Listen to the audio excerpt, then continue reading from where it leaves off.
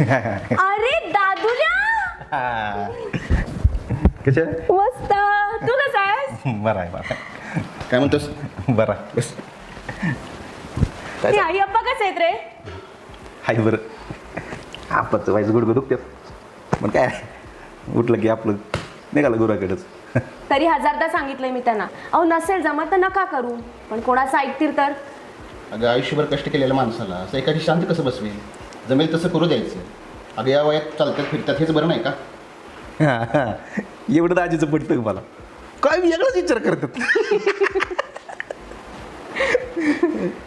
बरं आमचं भाचं कुठे आहे? वीर ना? हा. हा, तो बरा थांबतोय हा. घरात. सोसायटीतल्या मित्रांबरोबर खेळायला गेलाय. सुट्ट्या आहेत ना आता. अगं मग त्याला माझ्याबरोबर गावाकडे का नाही पाठवत त्याला? हां एक तर 2 वर्ष झालं तुम्ही कुणीच गावाकडे आलं नाही. निदान त्याला तरी नेऊ दे. अरे त्याला कुठे नेतोस?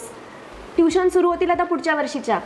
आयला मला एक कळत नाही, तुम्ही श्वास घेत नाही तर नाही आणि निदान त्या पोराला तरी दम खाऊ द्या. हां हा माणसं आहे का घाण्याला झुपलेलं बैल? हां ते बैल तरी घडी बरी सवा घेतोय. बरं तुम्ही कमा रिकामा नाहीस? हां सतत ते आपलं चिवडीत चिवडीत बसतात. अरे माहिती टाईम झाला येऊ. तू कुठे आला जाऊस खेळायला? काय बरं ते चौकी छक्की हाणलीस का पहिल्याच बोला फुस? अरे म्हणजे काय, अख्ख्या सोसायटीत माझी वीर, आधी हातपाय धुवून ये, मग गप्पा मारत बस जा. ए राहू दे. त्याला काय होतंय आता? हाय माती म्हणून लागली अंगाला. हां तुला सांगतो तुम्हाला एक दिवस माती सुद्धा एकच घ्यावं लागणार आहे. काहीतरीच तुझं. बरं जेवायला काय करू सांग?